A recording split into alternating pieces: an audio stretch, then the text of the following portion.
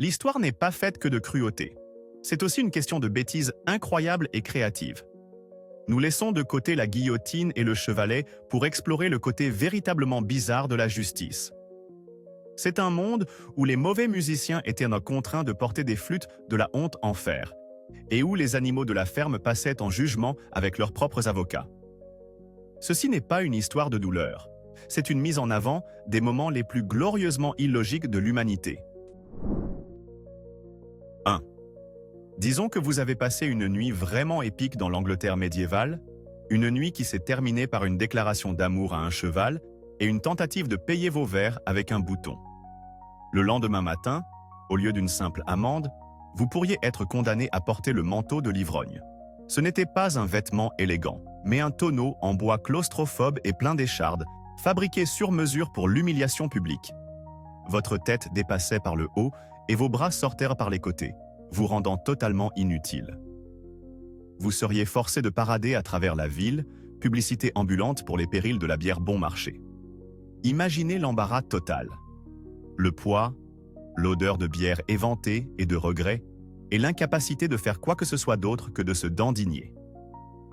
C'était la marche de la honte ultime, une punition stupide mais visuellement spectaculaire, conçue pour faire de vous la tête d'affiche du festival comique quotidien du village. 2. Dans l'Allemagne du XVIIe siècle, être un mauvais musicien n'était pas seulement une question de goût, cela pouvait être un véritable crime. Si votre style musical était considéré comme une agression pour les tympans du public, vous pouviez être condamné à porter la chanteflûte, ou flûte de la honte. Cet appareil était un chef-d'œuvre d'ingénierie passive-agressive, une flûte en fer lourde et ornée qui était verrouillée autour de votre cou, avec vos doigts serrés dans une position de jeu. Vous ne pouviez émettre aucun son. Son seul but était de crier silencieusement « Je suis nul à ça ». On vous ferait défiler dans les rues, statue ambulante dédiée à l'échec musical. C'était l'équivalent historique de l'obligation de porter un panneau disant « Mon groupe est nul ». Une manière brutalement efficace et stupidement élégante d'imposer un contrôle de qualité sur les arts. 3. Dans l'ancienne Babylone, on ne plaisantait pas avec la bière. Selon le légendaire code de Hammurabi, si vous étiez un brasseur ou un tavernier servant une mousse médiocre, la punition était aussi ironique que définitive. Vous seriez condamné à être noyé dans votre propre bière terrible et coupé à l'eau. Pensez à la stupidité pure et poétique de la chose. Il n'y avait pas d'appel, juste une forme de justice très personnelle et très humide. C'est peut-être l'exemple le plus extrême de l'histoire d'une entreprise tenue responsable de son produit. Ce n'était pas seulement une mauvaise critique, c'était une critique fatale. Cela envoyait un message clair à tous les autres brasseurs. Maintenez vos standards, ou votre pire cuvée sera littéralement votre mort. 4. Nous avons tous rêvé d'un moyen créatif de gérer un voisin bruyant. Mais la France médiévale a poussé cela à un niveau étrangement théâtral. Si vous étiez la pipelette attitrée de la ville, la punition n'était pas de vous faire taire, mais de faire de vous la star de votre propre défilé de bruit. Vous seriez forcé de marcher dans les rues, en frappant sur une marmite ou une poêle, pour démontrer à tout le monde le genre de cacophonie dont vous étiez responsable. La logique ici est si magnifiquement inversée qu'elle en est une œuvre d'art. La solution à un problème de bruit est un problème de bruit officiellement approuvé et encore plus fort. C'était une humiliation publique par une performance forcée, une manière idiote mais mémorable de s'assurer que toute la communauté sache exactement qui était responsable de son mal de crâne collectif. 5. Dans l'Allemagne médiévale, où l'harmonie communautaire était primordiale, les commérages étaient traités comme un crime social grave. Si vous et votre complice étiez surpris à répandre des rumeurs, vous pouviez être enfermé dans le violon des commères. Ce n'était pas un instrument de musique, mais une planche en bois articulée munie de trous pour 2 têtes et 4 mains, vous forçant à rester face à face avec votre complice pendant des heures. C'était une punition d'une gêne pure et absolue. Piégé dans un tête-à-tête intime et silencieux, vous n'aviez rien d'autre à faire que de fixer les yeux de la personne qui vous avait mis dans ce pétrin. Tout cela sous le regard de la ville entière. C'était une guerre psychologique déguisée en un stupide engin de bois conçu pour vous faire regretter chaque secret chuchoté que vous aviez jamais partagé. 6. En Angleterre et dans ses colonies américaines, une femme qualifiée de mégère, un terme merveilleusement vague pour toute femme ayant osé argumenter ou dire ce qu'elle pensait, pouvait être condamnée à la chaise à plonger. Il s'agissait d'une chaise fixée à l'extrémité d'une longue poutre en bois, utilisée ensuite pour l'immerger à plusieurs reprises dans la rivière ou l'étang local. La justification officielle, ridiculement stupide, était que l'eau froide calmerait son tempérament bouillant. En réalité, c'était une forme de torture publique brutale et terrifiante, une épreuve mettant la vie en danger présentée comme un recours juridique légitime. C'est un exemple glaçant de la façon dont une société peut inventer une raison stupide et pseudo-scientifique pour justifier le châtiment cruel et public des femmes simplement parce qu'elles ne se taisent pas. 7. Si vous commettiez un crime mineur au Moyen-Âge, votre punition pouvait porter moins sur la douleur physique que sur l'anéantissement complet et total de votre dignité.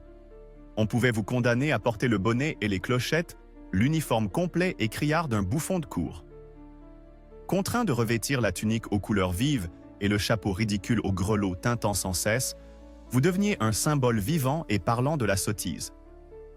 Chaque pas que vous faisiez était annoncé par un tintement joyeux, attirant les regards et les moqueries de toutes parts. C'était une punition qui reposait sur la pression sociale, mais elle présentait une faille fatale.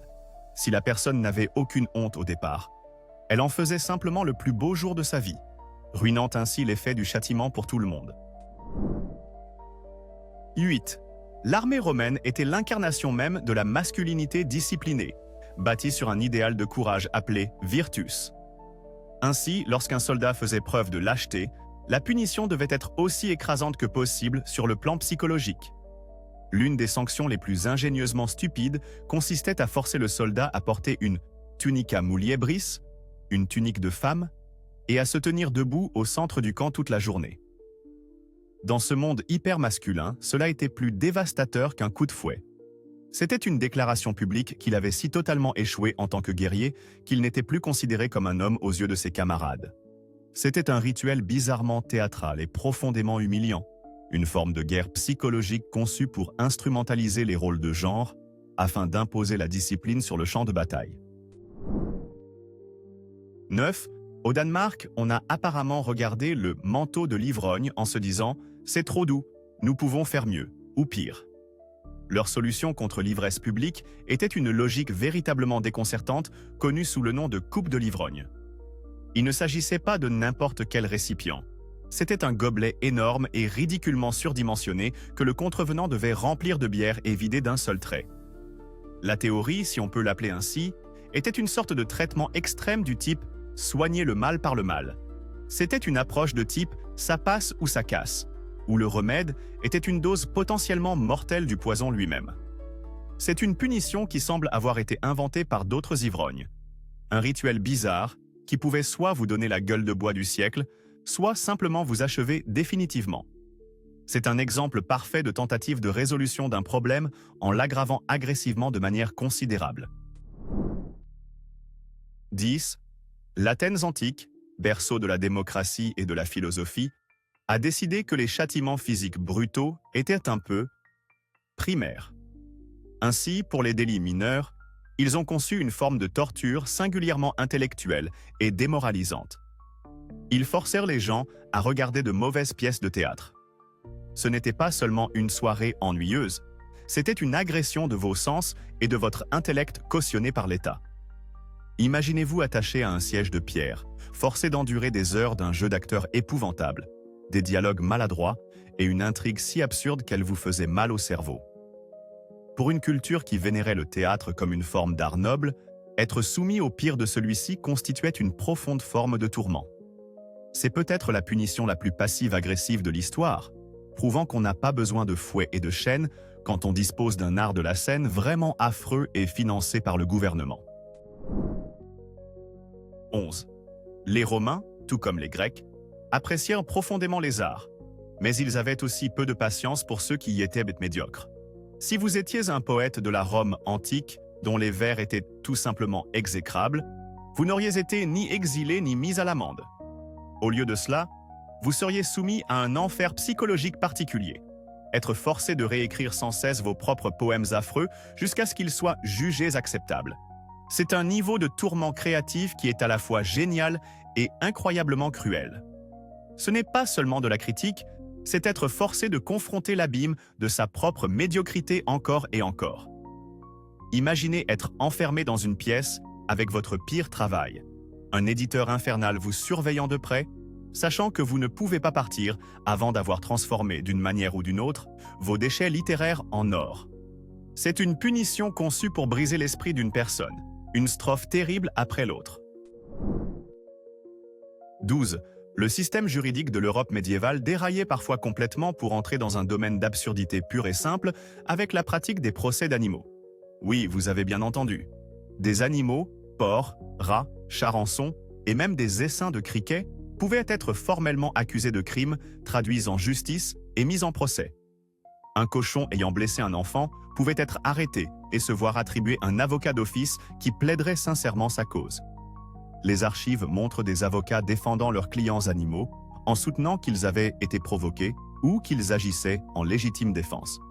Les procédures étaient d'un sérieux mortel, avec des juges, des témoins et des verdicts solennels. Souvent, l'animal était reconnu coupable et condamné à l'exécution, tout comme un être humain. Cela représente un sommet de l'humanité tentant d'appliquer ces règles complexes à un monde qui n'en a que faire, aboutissant au théâtre juridique le plus stupide jamais mis en scène. 13.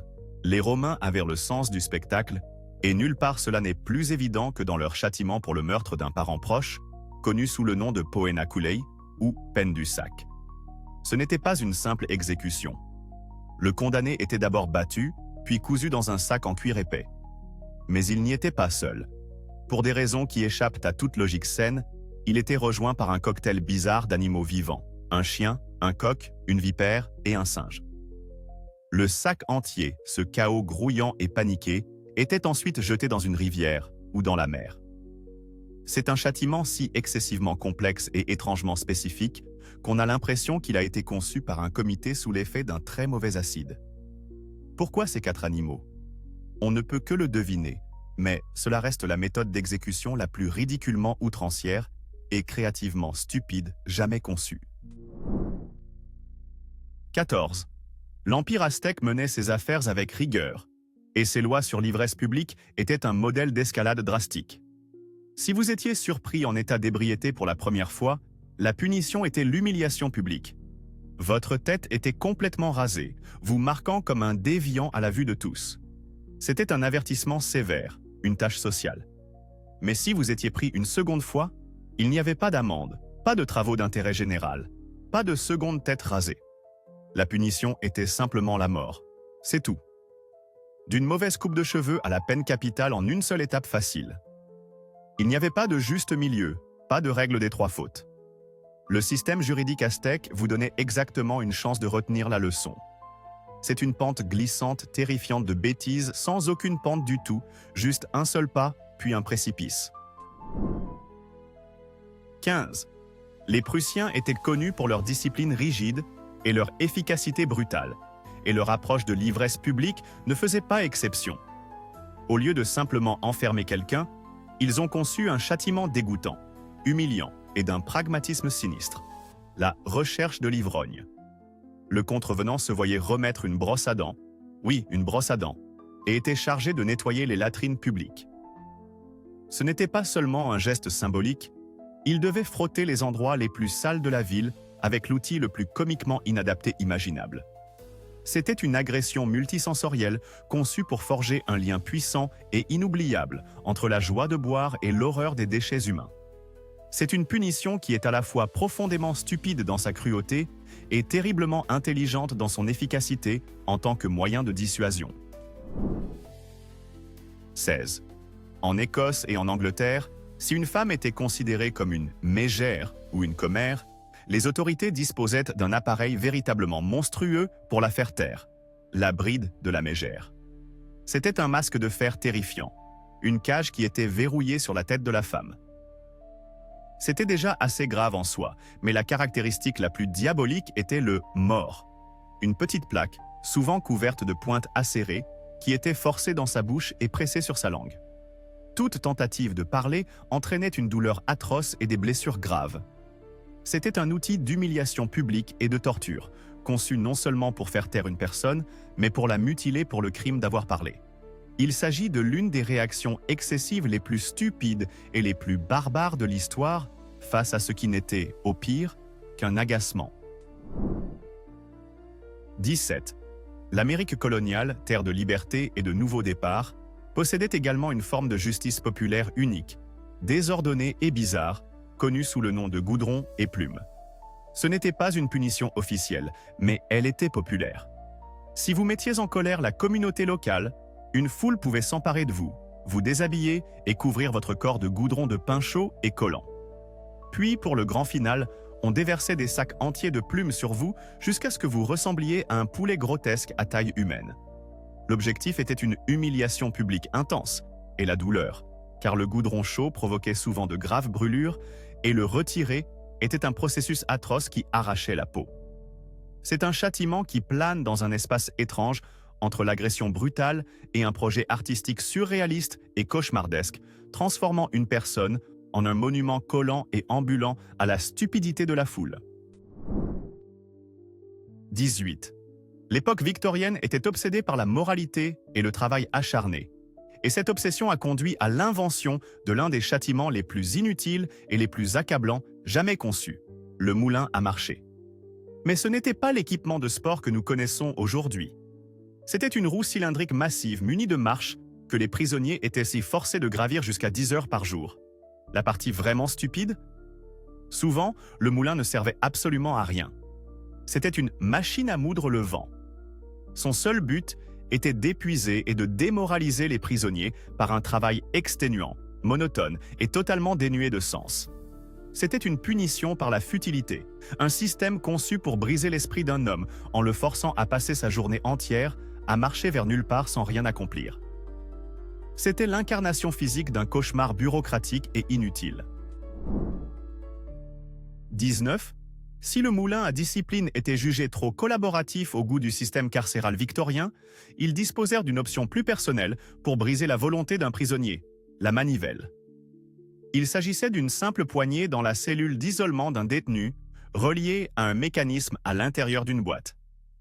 Le prisonnier recevait un quota quotidien, souvent 10 000 tours ou plus, qu'il devait accomplir. La manivelle était truquée avec une résistance pour la rendre incroyablement difficile à tourner. Et la chute de cette plaisanterie cruelle? La manivelle n'était reliée à rien. Elle ne pompait pas d'eau, elle ne broyait pas de grains, elle n'alimentait rien. Sa seule et unique fonction était d'être tournée. C'était une machine conçue pour imposer un travail pur, simple et inutile, une métaphore parfaite d'un système qui voyait le châtiment non pas comme une réhabilitation, mais comme la destruction systématique de l'âme humaine par une futilité abrutissante. 20. Dans la Chine impériale, une forme courante de châtiment public était la cangue. Il s'agissait d'une lourde planche de bois verrouillée autour du cou d'un délinquant, essentiellement un pilori portable. Bien qu'elle fût sans doute inconfortable, sa véritable cruauté résidait dans sa conception aussi astucieuse que stupide. La cangue était fabriquée juste assez large pour que celui qui la portait ne puisse pas atteindre sa propre bouche avec ses mains. Cela signifiait qu'il ne pouvait ni manger ni boire sans assistance. Ils étaient contraints de s'en remettre entièrement à la merci des passants ou à la bonté des membres de leur famille pour survivre. C'était un châtiment qui externalisait sa propre cruauté vers le public, transformant la survie élémentaire d'une personne en une performance constante et humiliante de dépendance. Ce n'était pas seulement un fardeau physique, c'était une machine brillamment simple pour l'isolement social et une dégradation publique lente.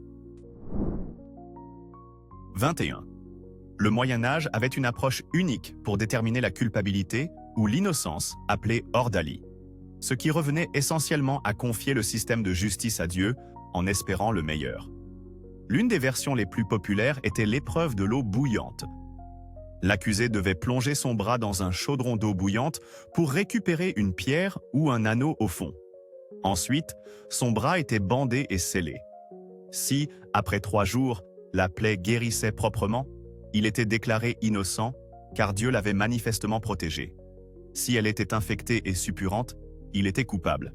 C'est une situation parfaite et sans risque pour l'accusation, un système de justice basé sur l'hypothèse stupide que l'intervention divine fonctionne selon un calendrier prévisible et que l'eau bouillante décide parfois simplement de ne pas brûler les gens.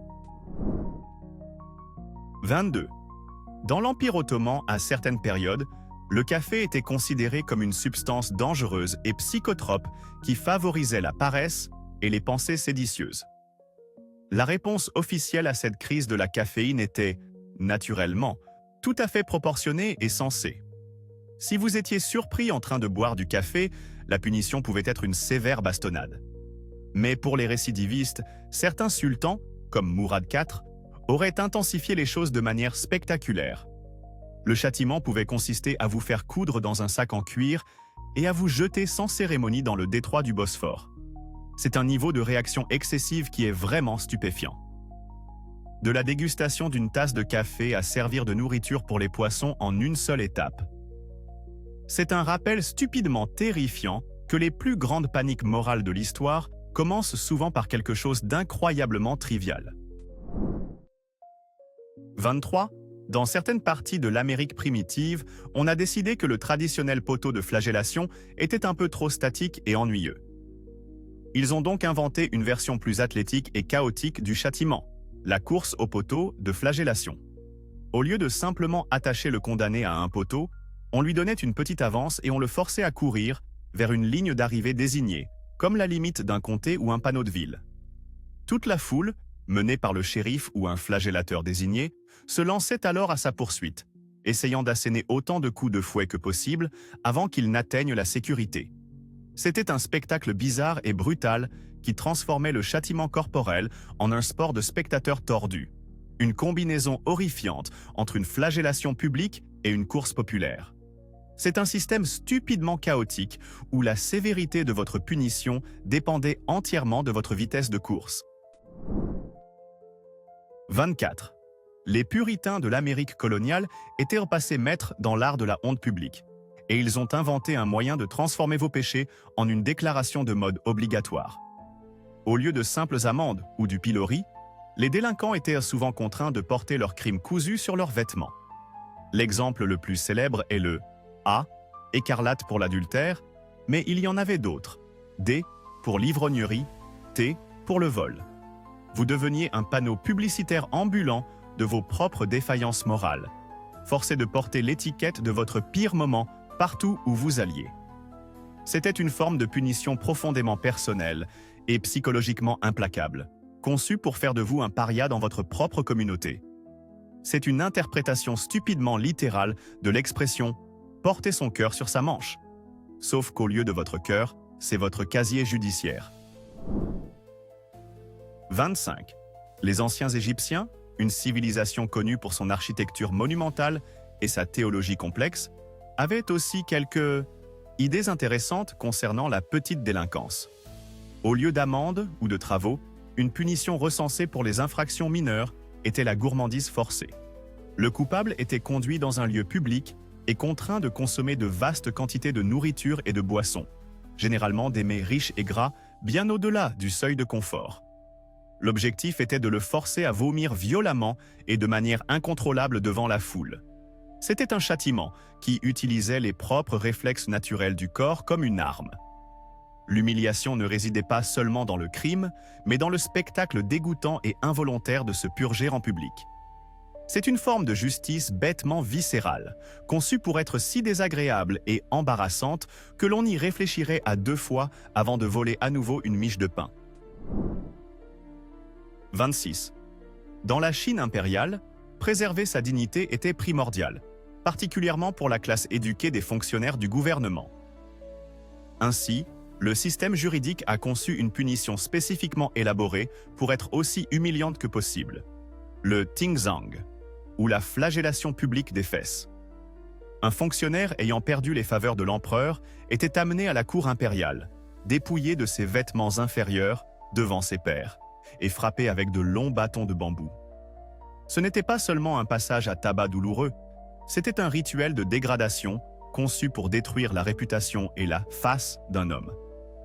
Bien que cela semble presque comique, C'était d'une gravité mortelle. Les coups étaient souvent si sévères qu'ils entraînaient des blessures à vie ou la mort. C'était un système bêtement brutal qui combinait l'agonie physique avec la destruction complète du statut social d'une personne. 27.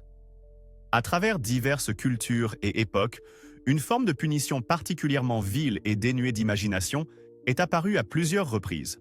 Forcer quelqu'un à boire de l'urine. Cet acte ne comporte aucun danger physique réel dans la plupart des cas, mais son pouvoir réside dans sa profonde capacité à humilier et à dégoûter. Il ne servait aucun but logique en termes de justice ou de dissuasion. Il ne corrigeait pas un comportement et ne remboursait pas une dette envers la société. Son seul et unique objectif était d'être l'expérience la plus dégradante et fétide que les bourreaux puissent imaginer. C'est le témoignage d'un certain manque de créativité dans la cruauté, un réflexe bête pour affirmer sa domination quand on ne prend pas la peine d'inventer quelque chose de plus élaboré. Cela représente un socle de méchanceté humaine, une punition qui en dit moins sur le crime que sur l'échec total d'imagination du punisseur. 28. Nous avons déjà mentionné le bonnet et les grelots comme punition, mais son intelligence bêtement pure mérite un autre regard. Dans la société médiévale, où la réputation était primordiale, ce châtiment constituait une forme de mort sociale. En forçant une personne à porter le costume ridicule d'un bouffon, les autorités faisaient une déclaration puissante. Cette personne est si insignifiante que son existence même est désormais une plaisanterie. Chaque pas tintant était un rappel de sa transgression, le transformant en une source mobile de divertissement public. C'était un système qui externalisait habilement l'acte de punition à l'ensemble de la communauté. Le tribunal n'avait rien d'autre à faire. Les rires et le mépris des voisins se chargèrent de toute la besogne. C'était un moteur de honte bête, mais incroyablement efficace, alimenté par rien de plus qu'un chapeau ridicule et quelques clochettes. 29. La Sparte antique était une société obsédée par la discipline, la concision et la perfection militaire. Ils n'avaient pas de temps pour les bavardages futiles ou les questions inutiles, surtout venant de la jeunesse. Pour entraîner les jeunes Spartiates à être concis et à ne parler que lorsque cela était nécessaire, les guerriers plus âgés disposèrent d'une méthode de correction simple et directe. Si un jeune homme parlait sans y être invité ou disait quelque chose de stupide, un ancien pouvait simplement s'approcher de lui et le mordre, fort, au pouce. C'est une punition si primaire et étrange qu'elle ressemble à quelque chose que l'on verrait dans une meute de loups. Il n'y avait pas de sermon, pas de discipline formelle, juste un rappel vif et douloureux de garder la bouche fermée à moins d'avoir quelque chose d'important à dire. C'est une forme de conditionnement comportemental bêtement efficace qui est à la fois totalement ridicule et, il faut l'avouer, qui fonctionnait probablement assez bien. 30. Dans la Rome antique, les Vestales étaient des prêtresses qui entretenaient le feu sacré de Vesta, et elles étaient tenues de faire un vœu de célibat de 30 ans. Briser ce vœu était considéré comme une offense catastrophique qui mettait en danger l'État tout entier. Cependant, il y avait un problème. Il était interdit de verser le sang d'une Vestale. Alors, les Romains, dans une démonstration époustouflante de gymnastique juridique, ont trouvé une solution. Si une Vestale était reconnue coupable, elle était enterrée vivante. Ils construisaient une petite chambre souterraine avec une infime quantité de nourriture et d'eau, l'y conduisaient, puis l'y enfermaient pour mourir. Selon leur logique bête, ils n'avaient pas versé son sang.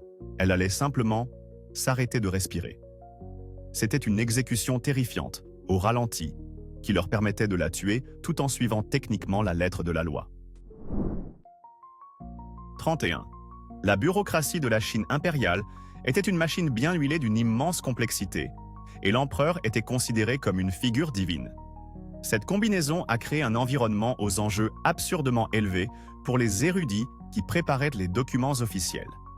Une seule erreur, une minuscule faute de frappe ou un caractère mal placé dans un document destiné à l'empereur pouvait être interprété comme un signe de manque de respect ou même de trahison. La punition pour une telle erreur administrative n'était pas une simple réprimande. L'érudit fautif pouvait être exécuté sur le champ ou, s'il avait de la chance, exilé dans un coin reculé et désolé de l'Empire pour le reste de sa vie. C'est peut-être la réaction la plus extrême à une faute de frappe dans l'histoire de l'humanité. Un système où la touche « supprimer » n'avait pas été inventée, et où le coût d'une faute d'orthographe était votre propre tête. 32. La vénération des anciens Égyptiens pour les chats est légendaire, mais les conséquences juridiques de ce culte félin étaient véritablement insensées. Selon l'historien Hérodote, tuer un chat en Égypte, même par accident, était un crime capital. La peine était la mort, souvent exécutée sur le champ par une foule en colère, sans aucun procès nécessaire. Leur dévotion ne s'arrêtait pas là. Si le chat domestique d'une famille mourait de cause naturelle, tout le foyer devait entrer dans un état de deuil profond. Et comme signe extérieur de leur douleur, ils devaient se raser les sourcils. C'est un ensemble de règles si bizarres qu'il est difficile d'y croire. Une société où un chat de maison bénéficiait d'une plus grande protection juridique que la plupart des humains, et où vos sourcils étaient tenus en otage par la mortalité de votre animal. 33. Le mariage a toujours été une pierre angulaire de la société, relevant souvent davantage des contrats et des alliances que de l'amour. Mais certaines cultures ont poussé l'idée de remplir un contrat jusqu'à un extrême morbide et profondément étrange avec la pratique de la nécrogamie, ou le mariage avec un cadavre.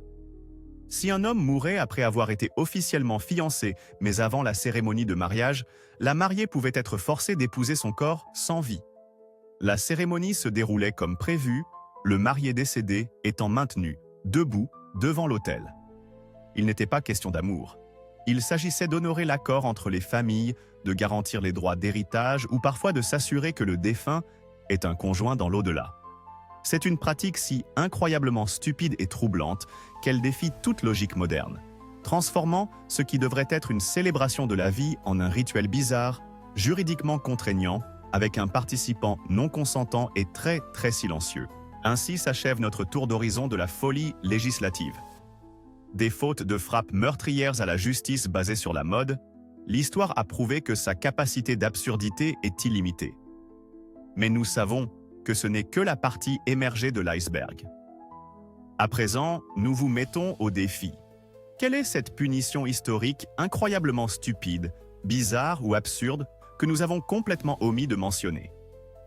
La section des commentaires est désormais ouverte comme un musée pour toute l'idiotie historique que nous avons manquée. Prouvez que notre liste n'est pas complète. Si ce voyage à travers l'absurde vous a fait vous sentir un peu mieux par rapport au monde moderne, témoignez votre appréciation par un « j'aime » et abonnez-vous pour d'autres plongées dans la folie historique.